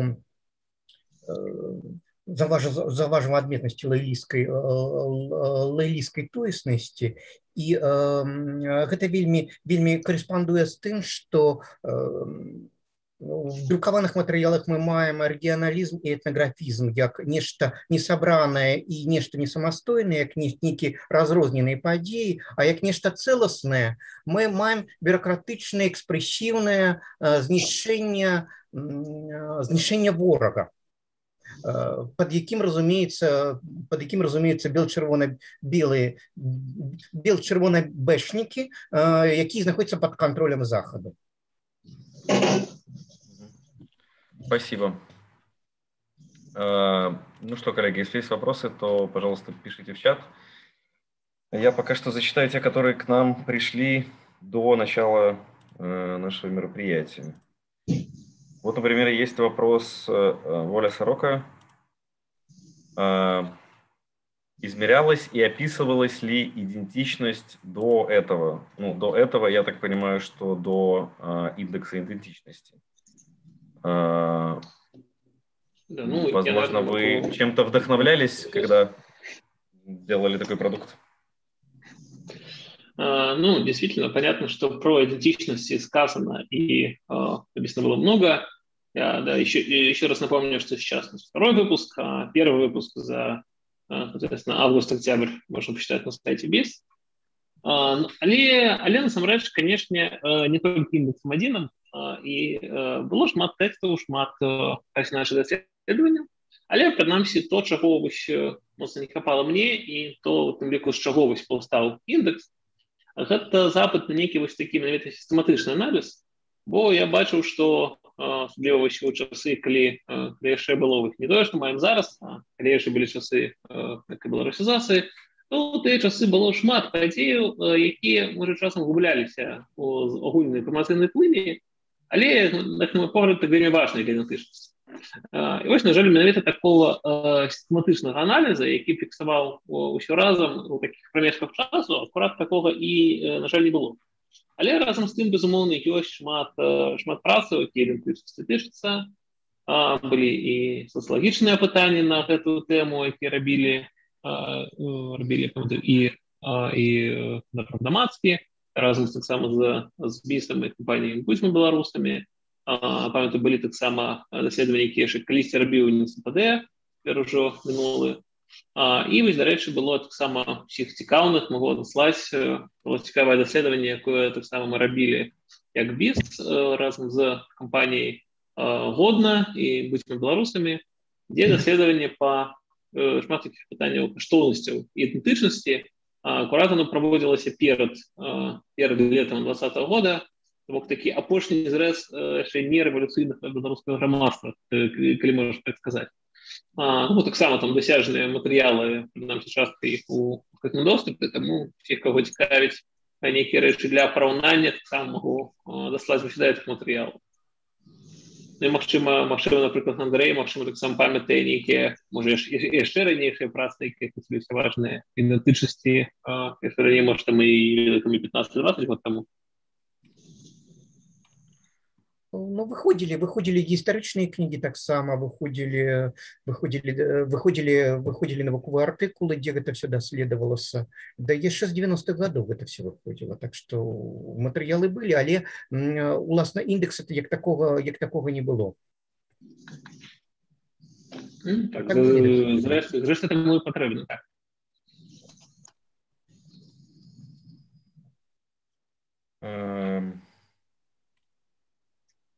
Выходзілі матэрыялы таксама, якія параўноўваюць розныя варыянты тоеснасці, якія паміж сабой канкуруюць. Гэта таксама было, але не было індексу. Спадзяюся, што вы змаглі адказаць на пытанне. Вот вопрос еще из чата. Прозвучало множество интерпретаций идентичности, но какой у вас конечный итог и какой конкретно индекс вы получили? И еще один вопрос насчет методологии.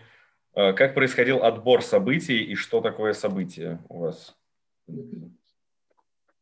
Так, дякую за питання. Славлен, я таки почну отказываться. Антон, я тебя попрошу включить снова презентацию на слайде за диаграммой. Ага, сейчас я ее только найду, Вадим. Да. Пошукаю, я почну. Тогда, может, почну с другой части. Скажи, пожалуйста, какой слайд? Диаграмма бизнес державного громадства? Так, диаграмма, диаграмма. Да, сейчас. Так вось, адносна методологіі адбору падзеяў, мы сыходзілі з таго, што адпаведна мы адбіралі усе падзеі, як называлася, важныя за гэты перыяд. Мы глядзелі у адпаведна 5 медыа, гэта дзяржаўныя Белта і СБ Беларусь сегодня, і недзяржаўныя, адпаведна, Наша Нива, Свобода и Тутбай. И мы сыходзілі з таго, што любыя больш-менш значныя заявы ці падзеі, якія тычацца ідэнтычнасці, яны фактычна мусяць прысутнічаць у адкрытым доступе. Калі яны ўвогуле ёсць у адкрытым доступе, то яны мусяць мець адлюстраванне ў гэтых медыа, вельмі розныя, што ёсць вельмі розныя падзеі. І вядома, што можа некая падзея там адбылася, напрыклад, у некай вёскі, і пра яе можна пачытаць толькі ў мясцовай выбаравай газеце, але, пэўна, такія падзеі не былі надта, можа, і значнымі. І таму мы рабілі маніторынг гэтых медыа. Вось акурат я ўзгадаваў напрыканцы прэзентацыі, Антон, гэты слайд, акурат напрыканцы прэзентацыі я ўзгадаваў пра нашых калегаў, пра Анастасію і пра Якуба, якія акурат вось і займаліся гэтай працай па акурат маніторынгу медыа і праглядзе іх на прадмет, якія ёсць з'явы, якія ідэнтычнасці тычацца.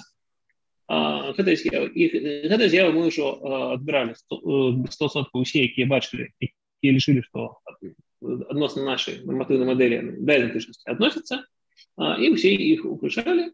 І надалей, вось, як я і казаў у тэксце індекса, які будзе надрукаваны на сайце хутка, там акурат ёсць спасылка на гэтую табліцу, то бок там можна вось адна за адной пазначыць усе гэтыя заявы і падзеі, і там на ўсе ёсць гіперлінкі, а нават там, дзе былі гіперлінкі на Тутбай, я выправіў гіперлінкі цяперашка на веб-архіў Тутбая, бо, на жаль, просто гіперлінкі на Тутбай былі не працуюць. Фактычна можна цалкам празрыста паглядзець, што з чаго было. І вядома, калі мы бачым, што, не ведаю, там нешта згубілася важнае, будзе цікава гэта бачыць, і мне цяжка уявіць, якія былі важныя для ідэнтычнасці падзеі, якія не трапілі ў гэтыя медыа, але тым не меней, мне здаецца, асноўнае за ўсё было. Гэта што тычыцца адбора. І, калі ласка, давай вернемся на дыяграму. Сапраўды, дзякуй за гэтае пытанне, мы шмат усяго сказалі, але для асноўных вынікаў яшчэ раз варта пра іх нагадаць, што па выніках маніторынгу за лістапад, перыяд з лістапада 2020 года па студзень 2021, агульны індекс ідэнтычнасці склаў 245 балаў, з іх дзяржаўны ўнёсак 75 балаў, ўнёсак бізнеса 11 балаў, а грамадскі ўнёсак 159 балаў. Доля грамадства 65%. І вось гэты агульны індекс у 245 балаў, мы бачым, што ён знізіўся у параўнанні з мінулым перыядам у 6 разоў за, адпаведна, за жнівень версіі кастрычнік. Это было не 245 балаў, а 1493, у 6 разоў болей. Але я, можа, сапраўды звярнуў дадатковую увагі, толькі таму, што, вядома, гэтыя ўсе лічбы, гэта лічбы інструментальныя, у нас не было мэты памераць, напрыклад, колькі складае моўная ідэнтычнасць да пачатку маніторынгу, нешта такое. Усе гэтыя лічбы нам інструментальна патрэбныя, у першую чаргу для таго, каб мы маглі параўнаць паміж сабой унёскі розных актораў, іхныя ўнёскі за розныя перыяды і казаць пра тое, знізілася актыўнасць ці павысілася, і параўноўваць. Таму сапраўды гэтыя лічбы інструментальныя. І зноў-такі, як яны ўсе падлічваюцца, гэта у тэкставай версіі поўнай метадалогіі падрабязна ёсць, цалкам празрыста, адкуль гэтыя лічбы з'яўляюцца. Ну і спадзяюся, адказаў, тому яшчэ раз, індекс ідэнтычнасці за гэты перыяд 245. Ось такая рэч. Окей, спасибо.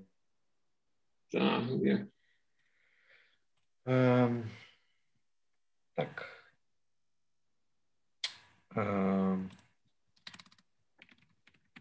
Сейчас еще будут вопросы. Да, памятаю, что у нас на этом тут питання, можна? Тут я згоден, що хутчэй є гутарка про медіа-індекс тоеснасці. Так что гэта мы заходим з медіа. З таго, як гэта проста. Мы заходим з таго, што у адкрытых крыніцах сапраўды можна назваць медіа-індекс. Просто я зноў сыходжу з таго, калі, напрыклад, мы побачым, што існуе некая плыня падзеяў, якія вельмі важныя для ідэнтычнасці, пры гэтым яны неяк не трапляюць медыа, але пры гэтым ўсё ж такі з'яўляюцца адкрытымі, гэта нейкія там таемныя інсайды, а нешта рэальнае. Вось калі такія падзеі ёсць, то цікава было паглядзець, якія яны ёсць, дзе яны ёсць, і тады сапраўды было б цікава дадаць, звярнуць на іх увагу. Але, напрыклад, як па мне, я б не мог сказаць, што, напрыклад, там існуе некая колькасць важных для ідэнтычнасці з'яваў, якія фіксуюцца, напрыклад, толькі блогерамі там у нейкім тэлеграм-канале. Не, калі нешта сапраўды значна з'яўляецца, то пра гэту інфармацыя ёсць розных месцах. Але так сапраўды я падкрэсліваю, цалкам паказваю, што гэта тое, што ёсць у адкрытым доступе.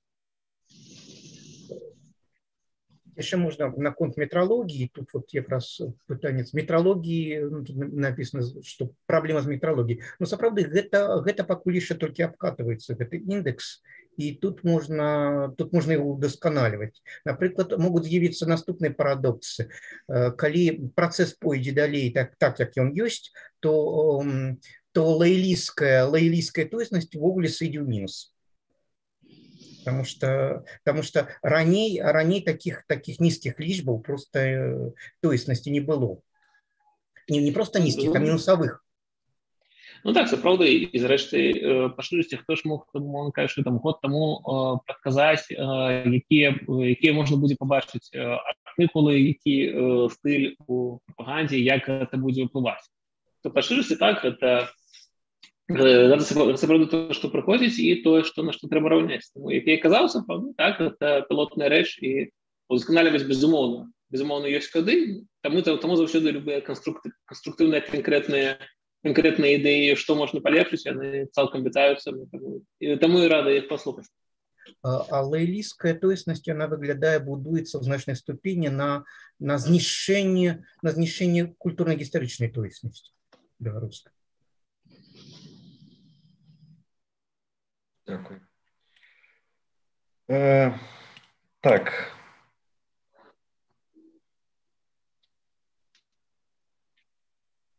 Памятаючы пра шмат роляў у жыцці чалавека, як, мабыць, і шмат ідэнтычнасцяў, пытанне, якую ідэнтычнасць прыўнеслі беларусам праз пакаленні, а якую можна разбудзіць ці дапамагчы раскрыць яе нашым людзям?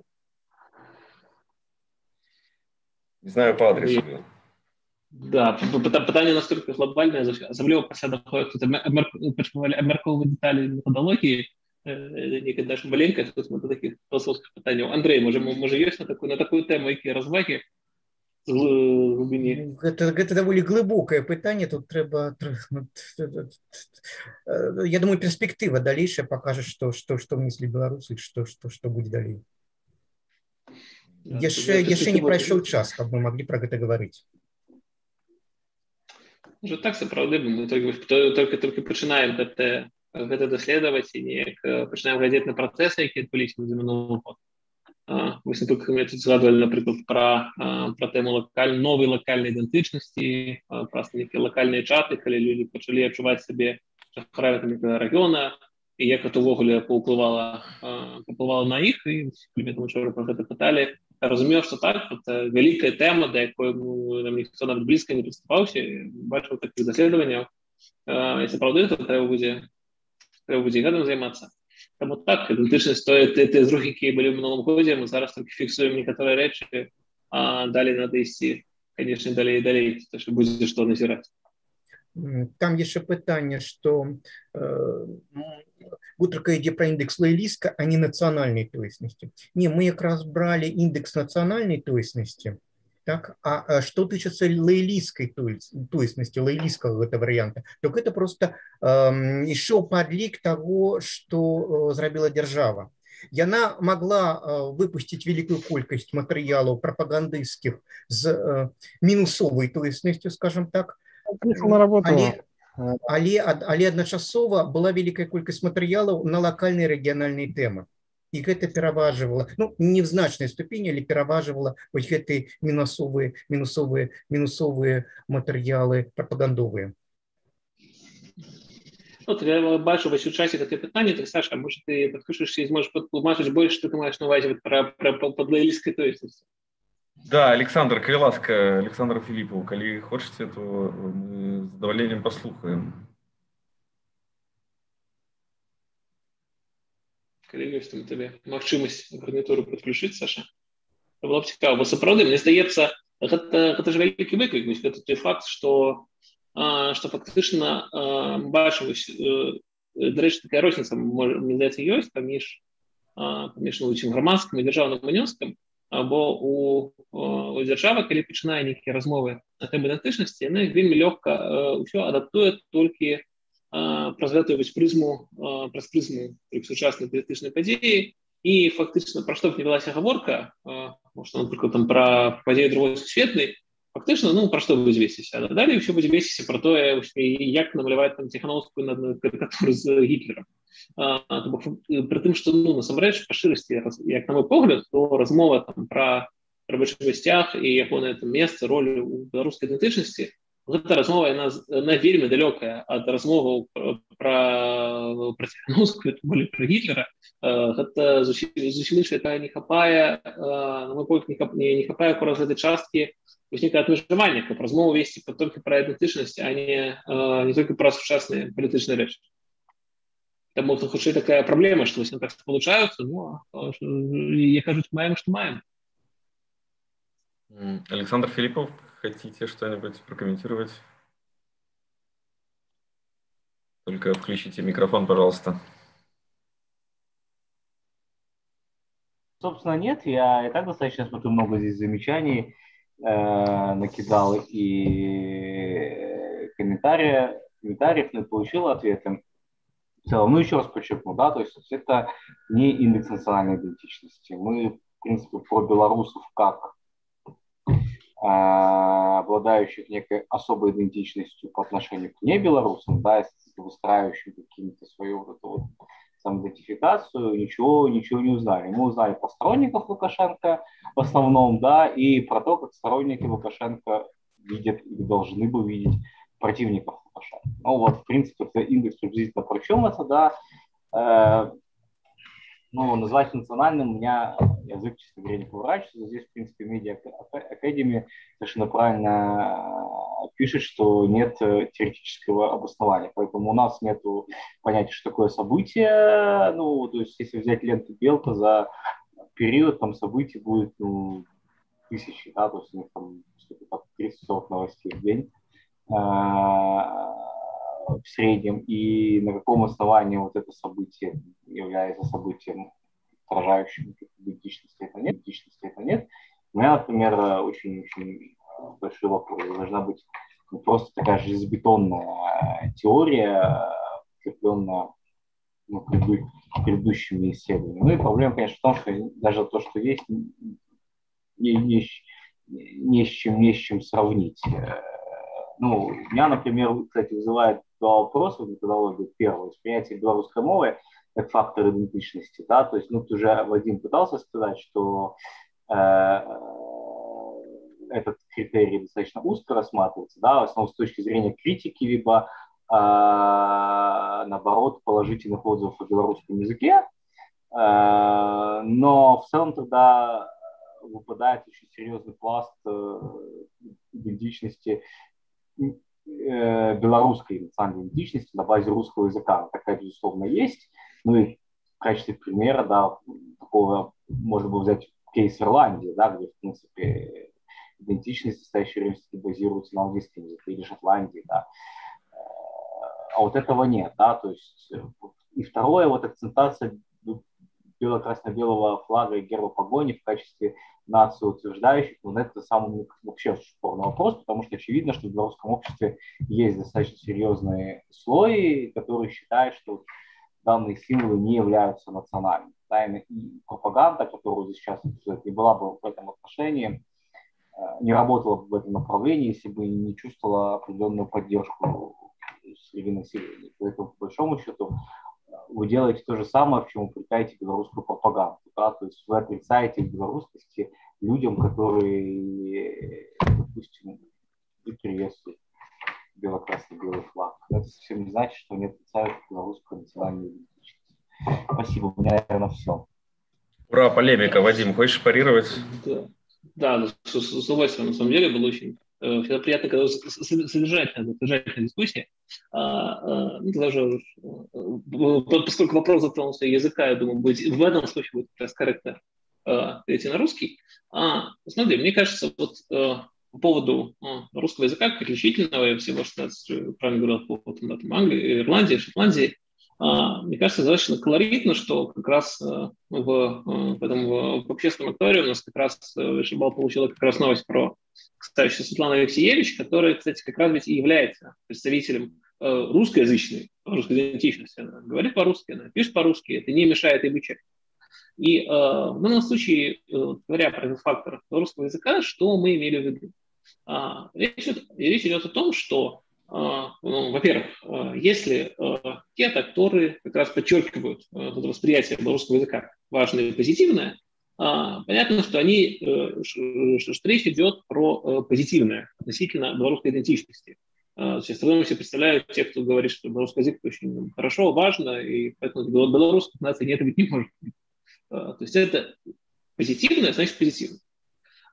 Второй момент. Может быть ситуация, когда эта тема вообще не поднимается, и речь не идет про язык, речь идет про что-нибудь еще, в том числе на русском языке. Нет никакой с этим проблемы. И это не значит, что получит какой-то минус этому событию, потому что у него не хватает белорусского языка, конечно, нет. И третий вариант, когда, например, где-то утверждается, что русский язык плохой язык, недоязык, на нем говорят только, не знаю, какие-то глупые, необразованные люди, русский язык, значит, плохо, и вообще он искусственно выдуман. И эта ситуация, да, в нормативной модели мы используем с того, что такой подход направлен против русской идентичности, потому что это же не значит, что, то есть можно говорить по-русски, но при этом не обязательно выступать против русского языка. В общем, то, что мы видим, например, той же Светланы Алексеевич, тот факт, что она не использует сама активно белорусский язык, ничего никак не значит, что она против него выступает. И вот речь как раз про вот эту разницу. И что касается, флага герба, это, кстати, хорошее замечание насчет того, не являемся ли мы вот такой обратной этой пропаганды. Но я бы сказал, это снова-таки вопрос нормативной модели, потому что, наверное, не бывает. Я представляю, если мы попробуем взять, какой должна быть такая нормативная модель, которая бы не исключала ничего, которое бы включало все. И всех тех, кто, значит, и за любой язык, и за любой флаг, и за любое мнение относительно белорусской истории, там, и тех, кто считает, что Беларусь существует как нация, и тех, кто считает, что это все выдумка, не знаю, большевиков, поляков, мировой закулисье или кого-то еще. Здесь мы попытаемся все вот эти вот представления, существующие о белорусской идентичности, в том числе белорусов, если мы все их попытаемся включить в нормативную модель, тогда мы, в принципе, не сможем никаких ни плюсов, ни минусов априори поставить, потому что тогда мы будем говорить, что все позиции имеют право на существование. Так оно и есть. Но тогда у нас нет никакой нормативной модели, и, в принципе, никакой индекс в обществе по ней будет построить невозможно.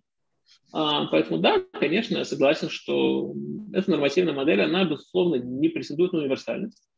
Она, безусловно, да, в Беларуси существуют люди, организации, взгляды, идеи, которые направлены, да, там, против белорусского языка, там, против белорусской самобытности, там, против представления бело-красно-белом флаге, вообще важного для белорусской истории, ну и, в принципе, не очень считаю важным этот исторический нарратив, которым не важна там, и локальная идентичность тоже. Такие белорусы, безусловно, есть, и это факт. Но является ли их вклад в белорусскую идентичность позитивным, на мой взгляд, не является. И именно поэтому такой вклад тоже фиксируется в индексе. Поэтому, да, это вопрос нормативной модели, и, возможно, раз это вопрос про белорусский язык, который вроде бы я так старательно, да, повторял, что именно мы имеем в виду. Но раз он все еще вызывает вопрос, то надо будет как-то еще более внятно это прописать, чтобы было понятно, что нет идеи, там, не знаю, исключить из белорусской идентичности всех русскоязычных. И как говорил Юрась Беленький, что те, кто говорят по-русски, стреляют в родной народ, вот надо как-то подробнее объяснить, что мы этого не имеем в виду. Окей. Есть что добавить? Можно, да, что насамрэч, конечно, можно говорить про не некую одну тоеснасць, а пра мноства тоеснасцяў. І тое, што гэтым індексам вымяралася, гэта вельмі вялікае спрашчэнне, вельмі моцнае спрашчэнне, і гэта яшчэ такі нават першай спробы зрабіць аналіз. Хутчэй так. Это один момент. Другой момент, что тычется того, ці не з'яўляемся мы таким люстэркам прапаганды.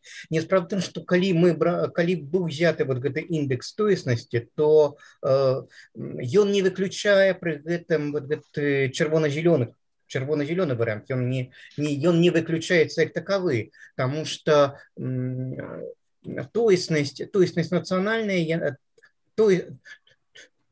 тоеснасць гэта, як я казаў, беларуская тоеснасць, якую мы аналізуем, яна інклюзіўная, яна ўключае все. Тоеснасць, якая з'яўляецца ў значнай ступені лаялісцкай, якую мы фіксуем таксама як адзін з варыянтаў, яна в значнай ступені будуецца на эксклюзіве, на выключэнні іншых, на выключэнні і фіксацыі ворага, фіксацыі на ворагу. І гэта іншы варыянт. Так, вось зараз, дарэчы, можа, праілюструю то, пра што зараз сказаў. У нас, напрыклад, в індексе ёсць заява Лукашэнкі, якую ён рабіў падчас наведвання ВНТУ, дзе ён кажа пра тое, што мы переживаем очень трудный и сложный период становления белорусской государственности, независимости и суверенитета.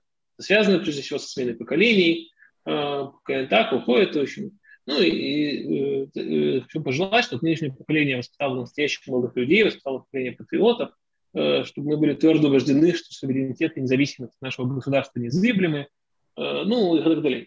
Тому, калі вось казаць пра нейкі лаялісцкі індекс, то гэта, безумоўна, так, гэта патэнцаванне зразумела, што мае на ўвазе Лукашенко. Гэта было б, адпаведна, калі б гэта быў лаялісцкі, антылаялісцкі індекс, то гэта мусіла б ісці там толькі ў лаялісцкі. Але так, адносна міфалогіі, гэтыя заявы атрымліваюць не надта вялікія, але так, пазітыўны бал, бо ў дадзеным выпадку Лукашенко безадносна таго, чырвона-зялёнае, не чырвона-зялёнае. Але в дадзеным выпадку гаворка ідзе пра важнасць умацавання беларускай незалежнасці, суверэнітэта, ідэнтычнасці, каб наступнае пакаленне таксама беларускую незалежнасць абаранілі. І гэта важна, і гэта само па сабе пазітыўная рэч.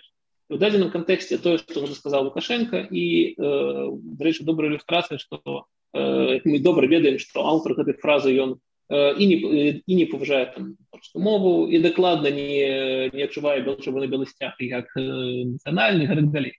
Але гэта ўсё не перашкаджае гэтай канкрэтнай заяве атрымоўваць пазітыўны бал, бо сама па сабе яна неблагая. А тое, што пры гэтым она там лоялісткая ці не лоялісткая, тут адносна да індекса не так і прынцыпова.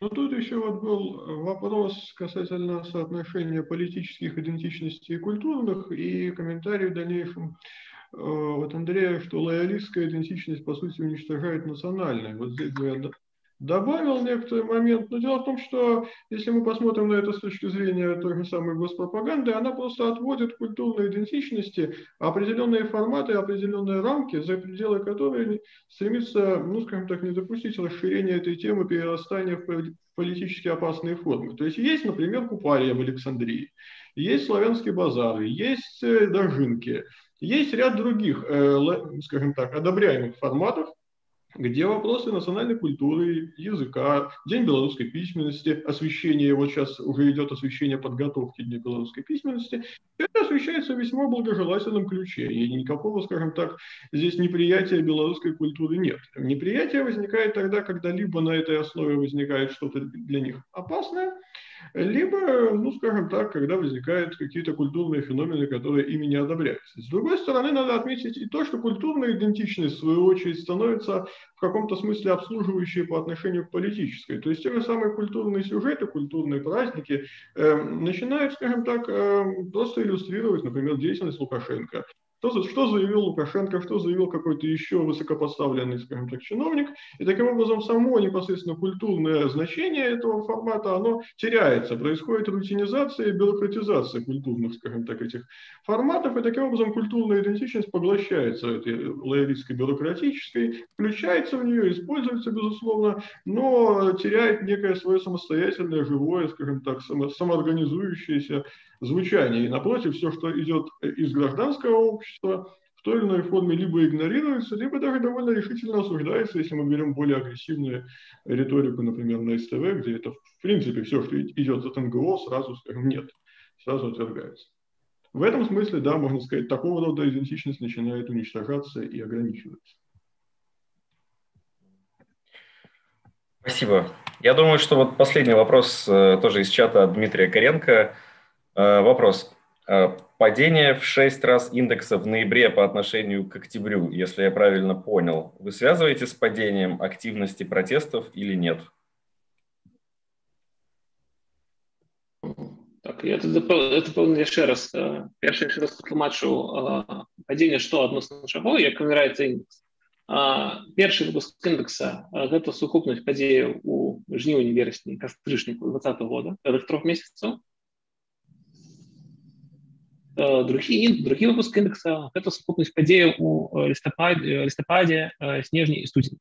Мы можам казаць, што ідэнтычнасць у гэтыя 3 месяцы у параўнанні з гэтымі 3 месяцамі. У індексе мы не выдзяляем асобна один месяц адносна другога, а мы выдзяляем гэтымі перыядамі па 3 месяца. І адпаведна мы можам казаць, што гэта змяншэнне у 6 разоў унёска у ідэнтычнасць. Я тут падкрэслю не самой ідэнтычнасці, а унёска ў яе, бо той унёсак, які быў мінулыя месяцы, ён жа нікуды не знік, ён жа не сышоў у нябыт у нуль. Так вось гэта падзенне унёска ў 6 разоў, я б сказаў, яно звязана з некалькімі падзеямі. З аднаго боку, так, частка гэта, безумоўна, узнікненне той вулічнай актыўнасці, якую мы бачылі. І гэта частка значная, але далёка ёй еще не абмяжоўваецца, бо гэта хутчэй змяншае бал грамадскі. А вось калі мы, напрыклад, глядзім на бал дзяржавы, то ўнёсак дзяржавы ў ідэнтычнасць змяншаецца, як мне здаецца, у першую чаргу акурат з-за таго, як узмацнілася прапаганда і як прапаганда скіраваная супраць абаненту ўлады, наколькі яна, мы ж далёка не ўсю гэтую прапаганду падбяром пад увагу. Праблема ў тым, што гэтая прапаганда пачынае моцна спалучацца акурат з тэмамі ідэнтычнасці, якія вось робяцца ахвярай гэтай прапаганды. І таму для дзяржавы тут праблемы акурат ейны бал мог бы быць вельмі высокі, безадносна таго, ці ёсць пратэсты ці не. Але праблема акурат у тым, як працуе гэтая прапаганда. Ну і апошні вось гэты бал бізнеса, які таксама амаль сышоў на нуль, ён звязаны хутчэй з абстаноўкай рэпрэсій, калі бізнес асцерагаецца рабіць нейкія рэчы моцна звязаныя з ідэнтычнасцю. І вось тут, напрыклад, можна узгадаць, як некалькі год таму толькі, калі святкавалі стагоддзе Беларускай Народнай Рэспублікі, і калі, напрыклад, блізкае піва выпускала да гэтага адмысловую калекцыю з мапай ДНР на бутэльках. Усялякія такія рэчы, канешне, зараз бізнес проста асцерагаецца рабіць, бо баіцца, што гэта будзе неяк уладай пабачана як палітычная заява, і, адпаведна, павядзе негатыўныя наступствы. Таму, зноў-такі, бал бізнеса зніжаецца з-за гэтай асцярогі рэпрэсій. І ў гэтым сэнсе можа акурат змяншэнне вулічнай актыўнасці у адваротным сэнсе дзейнічае. Таму вось так, я б сказаў, бо у кожнага з актораў ёсць свая спецыфіка. Добра. Дзякуй вялікі. І да новых сустрэчаў. Всім да пабачэння. Дзякуй всім. Вялікі дзякуй, да пабачэння. Да пабачэння. До побачення.